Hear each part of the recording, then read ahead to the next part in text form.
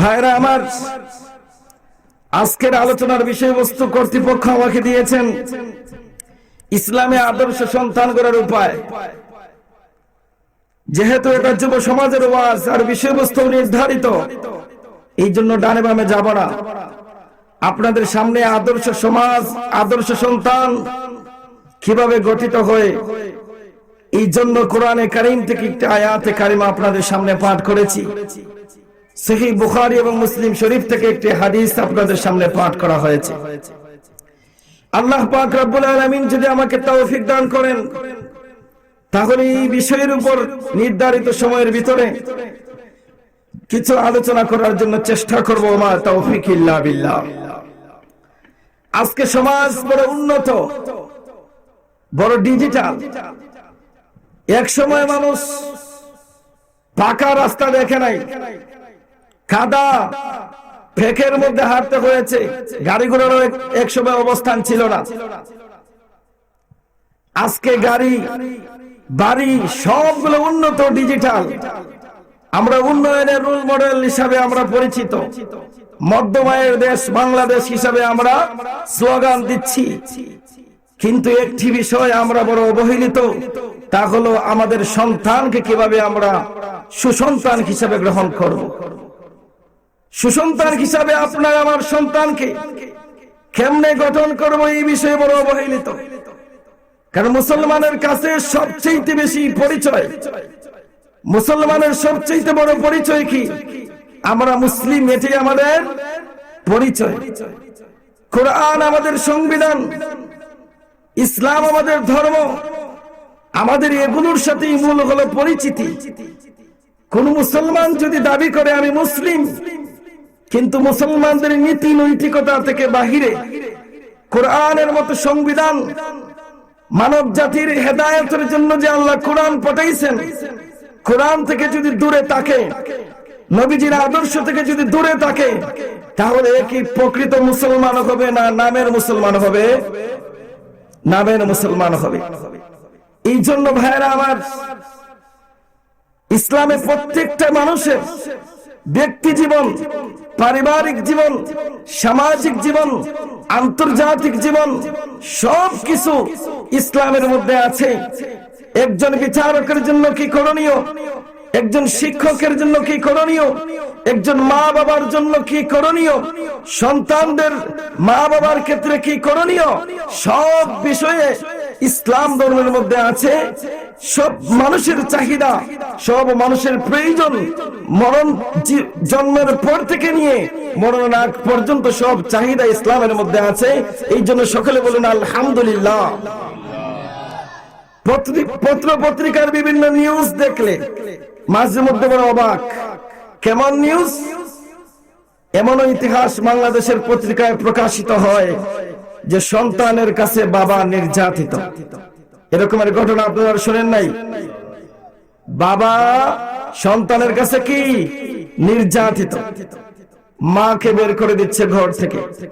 এমনও ঘটনা বাংলাদেশের মধ্যে আছে, নিজ সন্তান হয়ে বাবাকে হত্যা করেছে, নাউজুবিল্লাহ। গত কয়েক বছর আগে বাগেরহাটে একটা ঘটনা, একটা পত্রিকা, পূর্বকুণ নামের একটা পত্রিকা, চট্টগ্রাম থেকে আসার পথে রেল স্টেশনে আমি খরিদ করেছি। সেই পত্রিকার মধ্যে দেখি বাগেরহাটের একটা ঘটনা। সন্তান তার বাবার কাছে চাইছে কিছু টাকা। সন্তান বেকার, টাকা পয়সা উপার্জন করে না। বাবা বলছে যে তুমি উপার্জন করে তুমি নাও, এত বড় হয়ে গেছে, তোমাকে আমি থেকে দিব। সন্তানের এটা বরদাস্ত হয় নাই, বাবার উপর রাগান্বিত হয়ে বাবার উপর অত্যাচার করে এক পর্যায়ে বাবা ইন্তেকাল করেছে, নাউজুবিল্লাহ। এরকমের বহু ঘটনা আমাদের আশেপাশে বিভিন্ন এলাকার মধ্যে চলতেছে। সন্তানের কাছে বাবা নির্যাতিত, মা নির্যাতিত। এই জন্য মা বাবার জন্য কিছু করণীয় বিধিবিধান আমার আল্লাহ কোরআনে কারীম এবং রাসূল সাল্লাল্লাহু আলাইহি ওয়াসাল্লামের আদর্শে তৈরি করে দিয়েছেন। কোন মা বাবা যদি আল্লাহ আল্লাহর রাসূলের আদর্শ অনুযায়ী তার সন্তানকে লালন পালন করে। আজকের মাহফিল থেকে আল্লাহ পাককে সাক্ষী রেখে এই কথা বলতে পারি, ওই সন্তান আপনার মাথার মধ্যে পিস্তল ধরবে না, আপনাকে ঘর থেকে বের করে দিবে না। ওই সন্তান মা বাবার উপর অত্যাচার করবে না, অবিচার করবে না। সন্তান যদি সুসন্তান হতে হয় তাহলে বিশ্ব নবীর আদর্শ ছাড়া কোনোভাবে সম্ভব নয়। এই জন্য নবীজির আদর্শ বড় দামি। এই জন্য মা বাবা সন্তানকে কেমনে লালন পালন করবেন, বড় বড় হুজুরদের কাছে দোয়া চায়, হুজুর আমার সন্তানটা একদম কথা শুনে না, একটু দোয়া করে দেন। তো দোয়ায় কি সন্তানকে ঠিক করতে পারবো? দোয়া তো এতটুকু করতে পারবেই। স্বাভাবিকভাবে যদি একটা জিনিস হয়, যেমন নামাজ পড়ে না, দোয়া করলে নামাজ পড়বো, কিন্তু নামাজে গিয়া সূরা ফাতিহা দোয়া শিখাইবো? দোয়ার মাধ্যমে কি সূরা ফাতিহা শিখতে পারবো? ওকে তো প্র্যাকটিক্যাল ভাবে সূরা ফাতিহা শিক্ষা দিতে হবে। ওযু আল্লাহ আমার সন্তানকে হুজুর একটু দোয়া করিয়েন, একটু নামাজি যাতে হয়। তো হুজুরের কথায় মসজিদে গেল, দোয়া করছেন, হুজুর মসজিদে গেল, কিন্তু ওযু করার ফরজ, ওযুর ফরজ 4টা, সুন্নত গুলো কিভাবে করবে? এগুলোর জন্য তো শিক্ষক লাগবে। এই জন্য সন্তান যদি আদর্শ সন্তান বানাইতে চান, আমার নবীজির আদর্শ 1 নম্বরে আসুন। সন্তান যদি আদর্শ সন্তান হয়, বাবা মা যদি সন্তান আদর্শ চায়, তাহলে 1 নম্বরে সন্তান চাইতে হবে আল্লাহর কাছে। কার কাছে? বাবার মাজারে গিয়ে সন্তান চাইবেন? বাবার মাজারে, উরুস শরীফ, বহু রকমের উপসাংস্কৃতিক গান বাদ্যর আসরে সন্তান পাওয়া যায়। সন্তান চাইতে হবে কার কাছে? আল্লাহর কাছে। কেমনে, কার তরিকা? নবীগণ যেভাবে আল্লাহর কাছে সন্তান চেয়েছে। ইব্রাহিম আলাইহিস সালাতু ওয়াস সালাম 100 বছর বয়স হয়ে গেছে, সন্তানের কোনো খবর নাই। ইব্রাহিম আলাইহিস সালাতু ওয়াস সালাম আল্লাহর দরবারে দোয়া করে, প্রভু মনে আশা ছিল সন্তানের বাবা হব, কিন্তু এখনো তো আমি বৃদ্ধ হয়ে গেলাম, সন্তান তো আমার হয় নাই। ওগো আল্লাহ, কুরআনের ভাষায় আল্লাহ বলেন, রাব্বি হাবলি মিনাস সালিহিন। ইব্রাহিম আলাইহিস সালাতু ওয়াস সালাম আল্লাহর দরবারে দোয়া করলেন, রাব্বি হাবলি মিনাস সালিহিন। ওগো আল্লাহ, আমাকে একটা সন্তান দাও, আমাকে সন্তান দান করেন। হাবলি মানে হলো দান করা, উপটকন হাদিয়া। এই জন্য ইব্রাহিম আলাইহিস সালামের দোয়া আল্লাহ কবুল করলেন। 100 বছর বয়স হয়ে গেছে, বৃদ্ধ বাবা। আল্লাহ পাক রব্বুল আলামিন ইব্রাহিম আলাইহিস সালামের দোয়া কবুল করলেন। আর আদম সন্তানদেরকে শিক্ষা দিলেন, হে আদম সন্তানেরা, নবীরা যেভাবে সন্তানের জন্য আমার কাছে চাই, আমার কাছে দোয়া করে, ঠিক তদ্রূপ তোমরাও আল্লাহর কাছে সন্তান চাও। আমাদের দেশের মধ্যে একটা পলিটিক্স ব্যবসা, বড় গরম গরম ব্যবসা, মাজারে খসি নিয়ে যায়, গরু নিয়ে যায়, অনেক সময় গর্ব, অনেক সময় মহিলারা পেট লাগায়। এই যে বাবার পাথর আছে না, এখানের মধ্যে পেট লাগায়, গোসা দেখো বাবা একটা সন্তান দাও। নাউজুবিল্লাহ বলেন। বাবার মাজার থেকে কি সন্তান হবে? সন্তানের মালিক কে? এই জন্য আল্লাহ বলেন, ইয়াহাবু লিমান ইয়াশাউ ইনাসা ওয়া ইয়াহাবু লিমান ইয়াশাউ যুকুর। আল্লাহ রাব্বুল আলামিন বলেন, হে পৃথিবীর মানুষ, তোমরা আমার কাছে চেষ্টা করলেও সন্তান নিতে পারবে না, কারণ আমি আল্লাহ হলাম সন্তান দেনেওয়ালা। আমি যাকে চাই কন্যা সন্তান দান করি, আবার যাকে চাই ছেলে দেই, যাকে চাই উভয় দেই, ছেলেও দেই মেয়েও দেই। আও যাওবিজুহু যুকরানা ওয়া ইনাসা, যাকে খুশি আমি ছেলেও দেই মেয়েও দেই, যাকে খুশি আমি বাজা রাখি, কিছু দেই না। তাহলে এই আয়াতের মাধ্যমে আমরা বুঝতে পারি কি, সন্তান দেওয়ার মালিক হলেন আল্লাহ। আল্লাহ যাকে খুশি সন্তান দিবেন, যাকে খুশি শুধু ছেলে দিবেন, যাকে খুশি শুধু মেয়ে দিবেন, যাকে খুশি ছেলেও দিবেন মেয়ে দিবেন, যাকে খুশি সন্তান দিবেন না। এই ক্ষমতা কার? আল্লাহ। সন্তান দেওয়ার মালিক আল্লাহ, আল্লাহর কাছে চাইবেন। বাবার মাজারে গেলে সন্তান পাওয়া যায় না, বাবার মাজারে গেলে গাজার গন্ধ, গাঞ্জা গাঞ্জা, মদের নিশা, এগুলো চুল জট একদম লম্বা লম্বা কুবরা কুবরা অবস্থা, ভয় লাগে। এত সুন্দর বাবা, কাছেও যাওয়া যায় না দুর্গন্ধের জন্য। ওই বাবাকে সন্তান দিতে পারবে? এই জন্য সন্তান চাইতে হবে এক নম্বরে কার কাছে? আল্লাহর কাছে। আচ্ছা মানলাম বাবার মাজার থেকে সন্তান আনা গেছে। আচ্ছা অনেক মানুষের আছে না এখন যে ছোট্ট শিশু জন্মের পরে মারা গেছে, আছে না? অনেক শিশু জন্মের পরে কয়েকদিন পরে মারা যায়, 2 বছর 3 বছর 4 বছর পরেও মারা যায়, অনেক সময় 10 বছর বয়সেও কি মারা যায়। বাবার কাছ থেকে সন্তান যদি আনেন, এই সন্তান কিছুদিন পরে মারা যায় কেন? এই সন্তান মারা যায় কেন? বাবাকে বলিয়ে রাখতে পারেন না? সন্তান তো দেওয়ার মালিক তিনি, যিনি দিতেও পারেন নিতেও পারেন, যিনি দিতেও পারেন নিতেও পারেন। ওই জন্য আল্লাহর কাছে সন্তান চাওয়া, আল্লাহর কাছে সন্তান চাইলে আল্লাহ আপনার জন্য মঙ্গলজনক হইলে সন্তান দিবেন, আর না হলে পরীক্ষা সমতুল্য আপনাকে সন্তান দিবেন না। এরকম বহু মানুষ আছে যার সন্তান নাই, বহু টাকা পয়সা বাড়িঘর কোনো কিছুর অভাব নাই, কিন্তু ছেলে মেয়ে নাই। কারণ সন্তান দেওয়ার চাবি হলো কার কাছে? আল্লাহর কাছে। ভাইরা আমার, বন্ধুগণ আমার, এই জন্য কোন মানুষ যদি তার সন্তানকে সুসন্তান বানাইতে চায়, তাহলে কোন মা বাবা যদি তার সন্তানকে সুসন্তান বানাইতে চায়, তাহলে সন্তান চাইতে হবে আল্লাহর কাছে, যেভাবে আম্বিয়া কেরাম নবী রাসূলগণ চেয়েছেন। আল্লাহর নবী বিশ্ব নবী বলেন, সন্তান পৃথিবীতে আসার পূর্বে কুল্লু মাউলুদিন ইউলাদু আলাল ফিতরাতি ফাবাওয়াহু ইউহাউদানিহি আও ইউনাসসিরানিহি আও ইউমাজ্জিসানিহি। প্রত্যেকটি নবজাতক শিশু পৃথিবীর মধ্যে আসার পরে তার মা বাবার কৃষ্টি কালচারে, তার মা বাবার চরিত্র স্বভাবের কারণে সন্তান ইহুদি খ্রিস্টান নাসারা হয়ে যায়।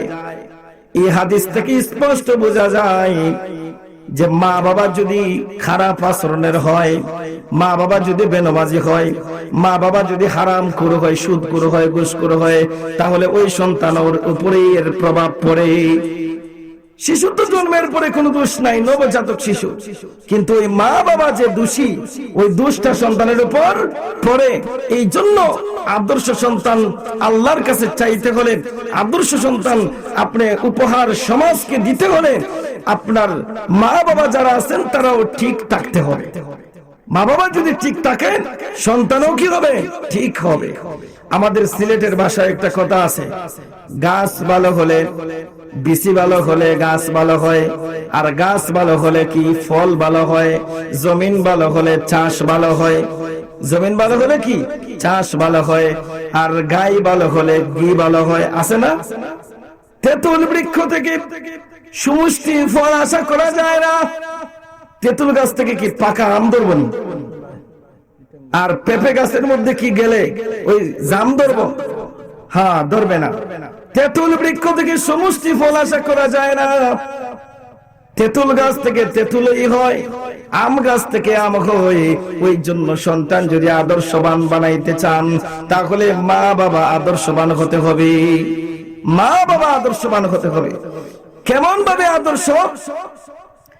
মার পেটে যখন সন্তান আসলো, সন্তান আসার পরে আমাদের দেশের ডিজিটাল মা বোনেরা টিভির সামনে বসে সারাদিন সময় কাটায়, টিভির সামনে স্টার জলসা আরো বহু রকমের অনুষ্ঠান টিভির সামনে বসে বসে দেখতেছে, সময় কাটাইতেছে। ওই সন্তান জন্মের পরে এই ছোট্ট শিশু মোবাইলের জন্য কাঁদে, হা হা মোবাইল মোবাইল মোবাইল, অস্ত্র অস্ত্র। এগুলোর দুষ্কার। এই যে আপনি সন্তানকে পেটের মধ্যে রাখিয়া টিভির সামনে বইয়া ফাইট শুটিং এগুলো শিখাইছেন, এখন জন্মের পরে কয় মোবাইলের জন্য কাঁদে। মোবাইল না মানে গান শুনবো। কি শুনবো? গান। আবার কয় যে আমাকে বন্দুক কিনে দিতে হইব, কারণ পেটের মধ্যে সন্তান থাকা অবস্থায় টিভির সামনে সারাদিন বসে রয়েছে। এই জন্য সন্তানের উপর একটা প্রভাব পড়ে। এই জন্য বিশ্ববিখ্যাত আব্দুল কাদের জিলানী রহমতুল্লাহ আলাইহির মায়ের জীবনী থেকে আমাদের মা বোনদের শিক্ষা নেওয়া দরকার। আব্দুল কাদের জিলানী রহমতুল্লাহ আলাইহি ছোট্ট শিশু মক্তবে হুজুরের সামনে গিয়ে হুজুর বলতেছে পড়ো, আব্দুল কাদের জিলানী কয় হুজুর কি পড়ব? বলে বাবা আউযুবিল্লাহ বিসমিল্লাহ শুরু, আউযুবিল্লাহ পড়ো, বিসমিল্লাহ পড়ো। কয় হুজুর আউযুবিল্লাহ বিসমিল্লাহ তোমার মুখস্থ? কয় হ্যাঁ বেটা, আউযুবিল্লাহ বিসমিল্লাহ করতে মুখস্থ করে আইছস। কয় হুজুর শুধু আউযুবিল্লাহ বিসমিল্লাহ না, আপনি আমার একটা পড়া ধরেন, আমি আপনাকে একটু শোনাই। আচ্ছা ঠিক আছে শোনাও। শোনাইতে শোনাইতে 18 পারা কোরআন শোনাইয়া দিয়েছে। সুবহানাল্লাহ, 18 পারা কোরআন শরীফ শোনাইয়া দিল। হুজুর কই রে বাবা আব্দুল কাদের, 18 পারা কোরআন শরীফ তুমি কেমনে শোনাইলা? কই হুজুর আমি যখন আমার মায়ের পেটের মধ্যে ছিলাম, আমার মা টিভি বিসিডি ভিসিআর এর সামনে বসে নাই। আমার মার গর্ভে যখন আমি ছিলাম, আমার মা গর্ভধারণ করা অবস্থায় কোরআনুল কারীমের তেলাওয়াত করেছেন। কোরআনে কারীমের তেলাওয়াত করা অবস্থায় আমি পেটের মধ্যে থেকে ওই কোরআনের তেলাওয়াত শুনেছি। আর শুনতে শুনতে মায়ের পেটে থাকা অবস্থায় 18 পারা কোরআন মুখস্থ হয়ে গেছে। 18 পারা কোরআন শরীফ মুখস্থ। এই জন্য মা বাবা যদি ঠিক থাকে, সন্তানও ঠিক হয়। আর মা বাবা যদি টিভি মার্কা বিসিআর মার্কা হয়, সন্তান জন্মের পরে কয় একটা পিস্তল দাও, আগে মা কারে গুলি করে কয় ঠাস করে লন। এটা শিখাইছে কেটা? এই মা আগে নিজেই প্র্যাকটিস করে লইছে। এই জন্য আদর্শ সন্তান এটা শুধু একজন মা বাবার জন্য গর্ব অহংকারের বিষয় নয়। আদর্শ সন্তান একটা এলাকার সম্পদ। সম্মানিত উপস্থিতি, আমাদের আজকের এই মাহফিলের প্রধান অতিথি এবং আমাদের মাঝে এসে উপস্থিত হয়েছেন, আপনাদের সামনে এই ঘোষণাটুকু আমরা দিচ্ছি। প্রধান অতিথি আমাদের মাঝে অবস্থান করছে। এই জন্য আদর্শ সন্তান শুধু একটা মা বাবার জন্য আনন্দের বিষয় না, আদর্শ সন্তান একটা এলাকার জন্য গর্ব, আদর্শ সন্তান একটা ইউনিয়নের জন্য গর্ব, একটা থানা উপজেলার জন্য গর্ব। একটা আদর্শ সন্তান একটা দেশের সম্পদ। জোরে বলেন ঠিক কিনা ভাইরা আমার? আদর্শ সন্তানের এত দাম, আদর্শ সন্তান। এই জন্য আল্লাহ রাব্বুল আলামিন বলেন يهب لمن يشاء إناثا ويهب لمن يشاء الذكور أو يزوجهم ذكرانا وإناثا ويجعل من يشاء عقيما। হে দুনিয়ার মানুষ, আমি তোমাদেরকে যাকে খুশি তাকে আমি কন্যা সন্তান দান করি, যাকে খুশি আমি ছেলে দেই, যাকে খুশি আমি কন্যাও দেই ছেলেও দেই, যাকে খুশি আমি কন্যা ছেলে কিছুই দেই না, বাজা রাখি। এখন অনেকেই বলে লক্ষ্য করুন, অনেকেই বলে ইসলাম নারী জাতিদেরকে ঠকাইয়া দিছে। ইসলাম নারীদেরকে কি করছে? ঠকাইছে। দেখেন না মাঝে মধ্যে কিছু নারীবাদীরা রাস্তার মধ্যে নেমে একদম ধামধুম করে মিছিল করে, আমাদের দাবি মানতে হবে, আমাদের দাবি মানতে হবে, বিভিন্ন রকমের স্লোগান দেয়। আমার আল্লাহ দেখেন কয় যে ইসলাম ধর্ম নাকি নারীদেরকে সম্মান দেয় নাই। এই কথা শোনার পরে নাউজুবিল্লাহ বলুন, নাউজুবিল্লাহ। ইসলাম নারীদেরকে কেমন সম্মান দিয়েছে? আল্লাহ রাব্বুল আলামিন এই তেলাওয়াতকৃত আয়াতের শুরুতে আল্লাহ পাক রাব্বুল আলামিন বলেন, হে পৃথিবীর মানুষ, আল্লাহ যাকে খুশি কন্যা সন্তান দান করেন, যাকে খুশি ছেলেও দেন।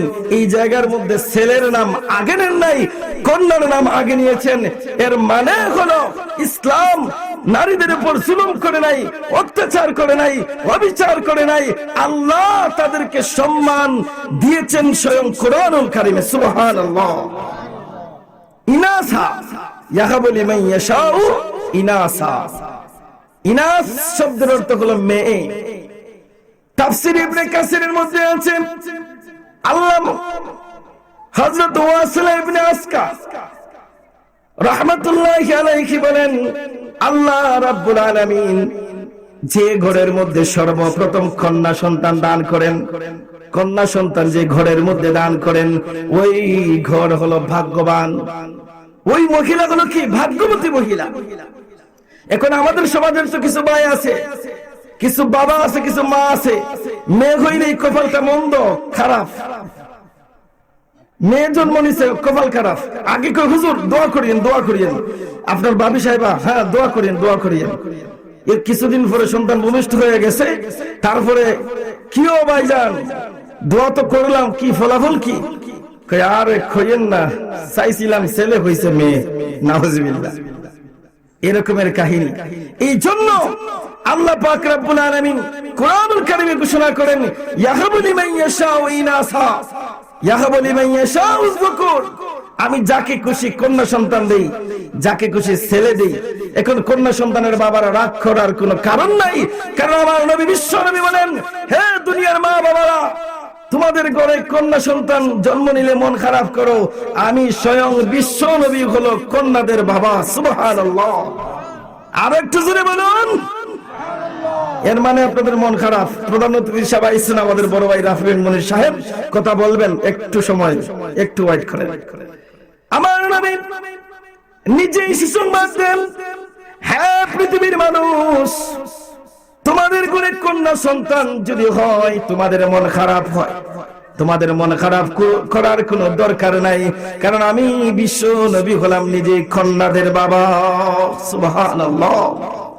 এবং আমার নবী সুসংবাদ দান করেন, যে বাবা আমার কন্যা সন্তানকে লালন পালন করে, বিবাহ দেওয়ার আগ পর্যন্ত লালন পালন করে বিবাহ দেয়, ওই কন্যা কাল কিয়ামতের দিন জান্নাতে যাওয়ার উসিলা হয়ে যায়। সুবহানাল্লাহ। জান্নাতে যাওয়ার একটা মাধ্যম। সাহাবী জিজ্ঞাসা করলেন, ওগো আল্লাহর নবী, একটা কন্যা সন্তানকে লালন পালন করলেও জান্নাত পাবে, দুইটা তিনটা যদি চারটা হয় পাঁচটা হয়?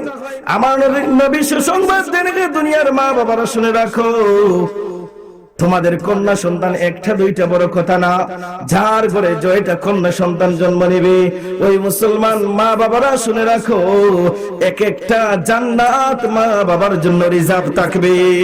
সুবহানাল্লাহ। মা বাবার জন্য রিজার্ভ থাকবে। এই জন্য কন্যা সন্তান জন্ম নিলে মন খারাপ করার কি নাই, দরকার নাই। আল্লাহ রাব্বুল আলামিন বলেন, ইয়াহাবু লিমান ইয়াশাউ ইনাসা ওয়া ইয়াহাবু লিমান ইয়াশাউ যুকুর আও ইযাওযুহুম যুকরানা ওয়া ইনাসা ওয়া ইয়াজআলু মান ইয়াশাউ আকীমা। হে পৃথিবীর মানুষেরা, সন্তান দেওয়ার মালিক হলাম আমি রাব্বুল আলামিন। যাকে খুশি আমি কন্যা সন্তান দেই, যাকে খুশি ছেলে দেই, যাকে খুশি ছেলেও দেই মেয়েও দেই, যাকে খুশি আমি ছেলেও দেই না, পরীক্ষা করার জন্য বাজার রাখি, সন্তান হয় না।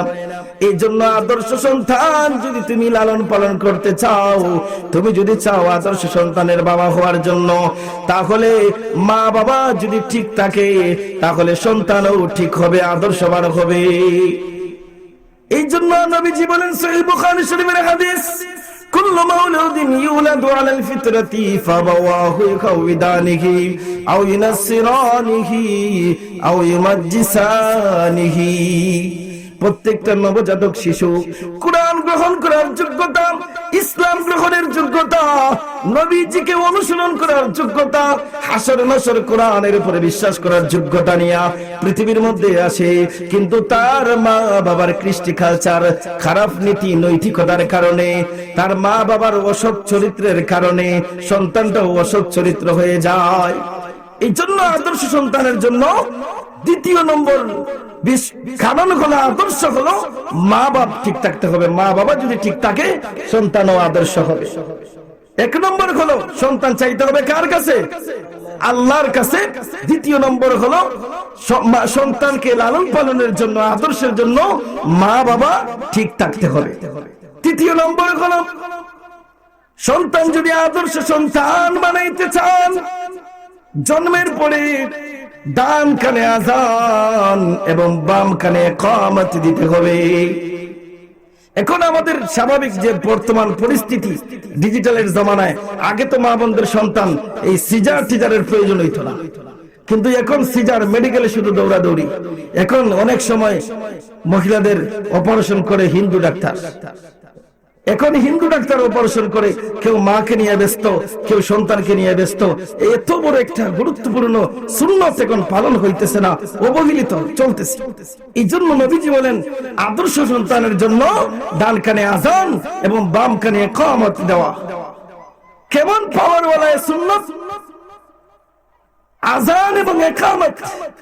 আজান দিলে 30টা নাকি, আজান দিলে কয়টা নাকি? 30টা। ইকামত দিলে 15টা। এখন মসজিদের মধ্যে যে আজান দেওয়া হয়, এই আজান দিলে 30টা নাকি এবং ইকামত দিলে 15টা নাকি। বিশ্বনবীর জীবনী, মক্কায় অবস্থানকৃত জীবনী, মদিনায় অবস্থানকৃত, মক্কার আগে পরে কোন জায়গায় মিলে নবুয়তের পরে আজান নবীজি দিয়েছেন এরকমের কোন ইতিহাস, কোন তথ্য নাই।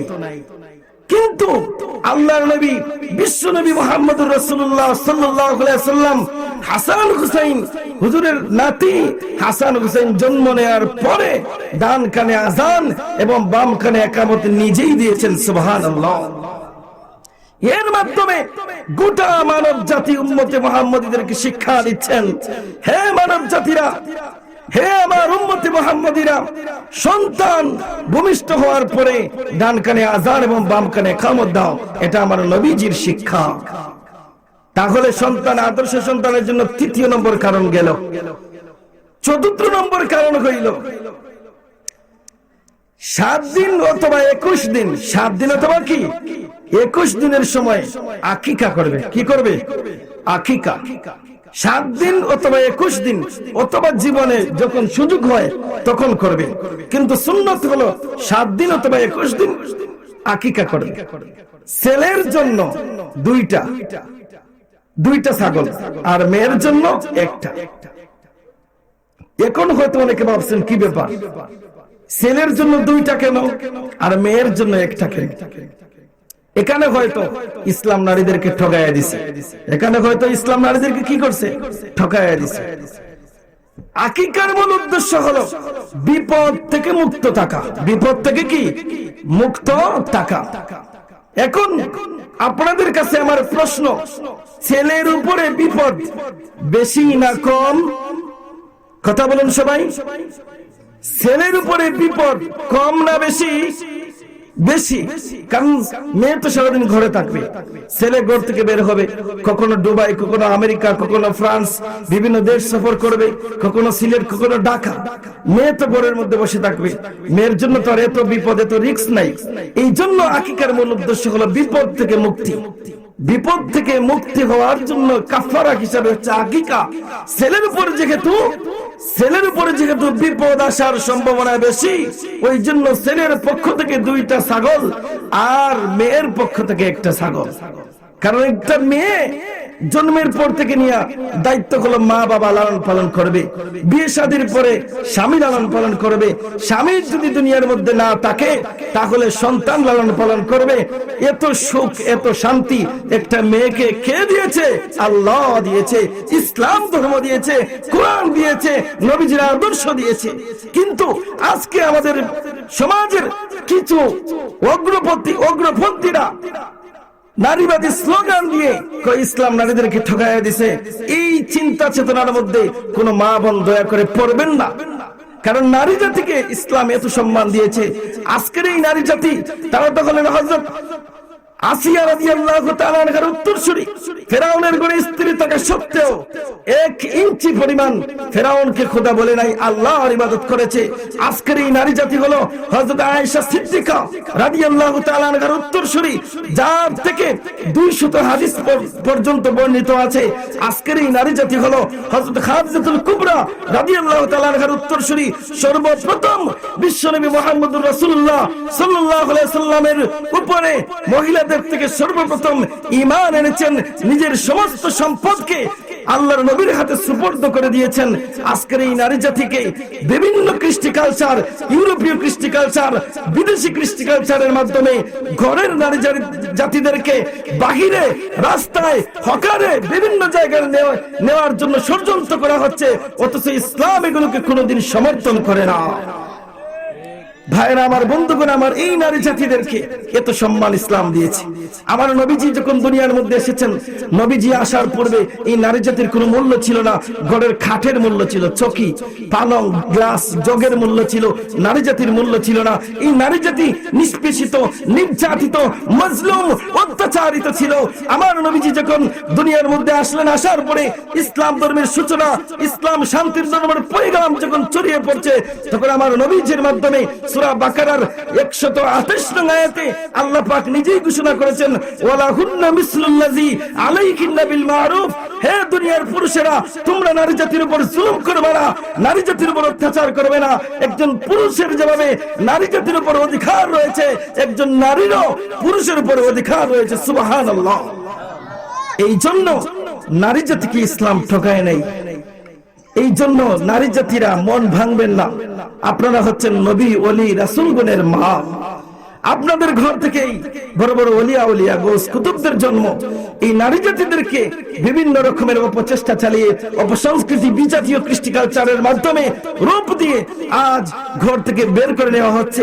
বিভিন্ন জায়গায় লক্ষ্য করে দেখুন, এখন ক্যাশিয়ার, দোকানের মধ্যে মাজন মহিলা, রাস্তাঘাটে বহু জিনিস।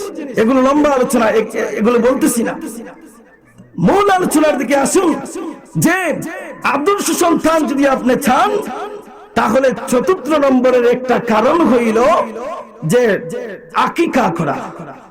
আদর্শ সন্তানের জন্য কি করা? আকিকা। ছেলের জন্য 2টা ছাগল, আর মেয়ের জন্য কি?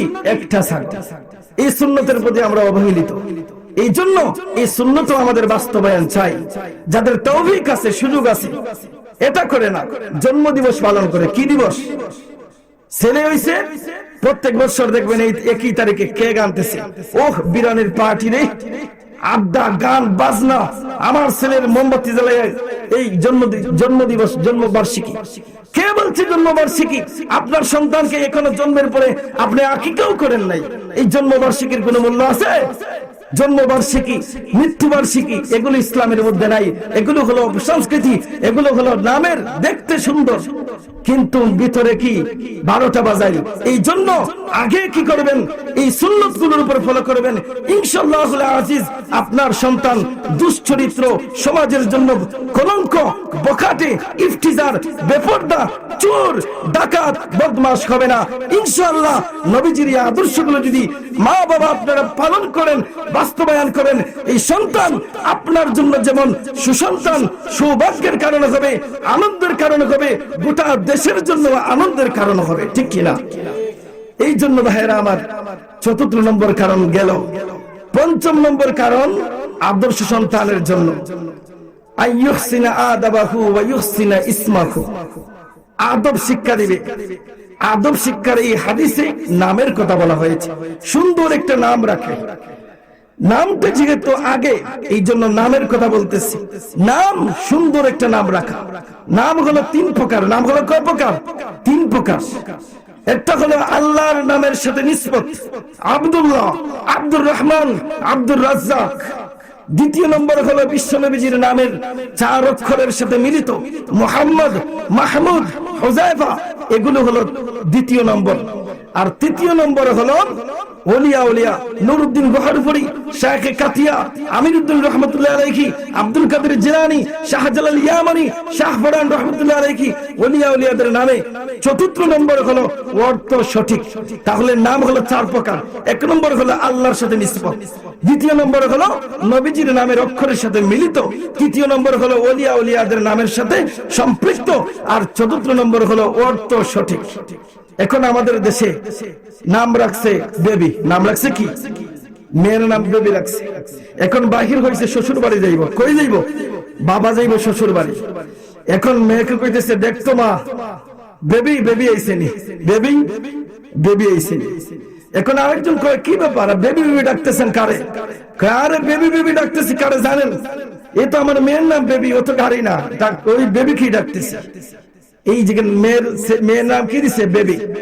দাদা অসুস্থ, ডাক্তার সাহেব করে এসে কয় আচ্ছা আপনি আমার সাথে একটু আসেন, ট্যাবলেট গুলো আমি পাঠাই দিতেছি। ট্যাবলেট গুলো কি করতেছি? পাঠিয়ে দিতেছি। এখন নাতিকে ডাকতেছে দাদা, কয় ট্যাবলেট ট্যাবলেট। ডাক্তার সাহেব কয় কি ব্যাপার, ট্যাবলেট ট্যাবলেট এখানে ডাকেন কেন? ট্যাবলেট তো দোকানে রেখে এসেছি। কার আমি এখন কি, আমার নাতির নাম ট্যাবলেট। নাতির নাম কি? ট্যাবলেট, বেবি, ট্যাবলেট, হিন্দুয়ানি নাম যেগুলোর অর্থ ঠিক নাই, এই জন্য নাম এই 4 তরিকা থেকে 1 তরিকায়।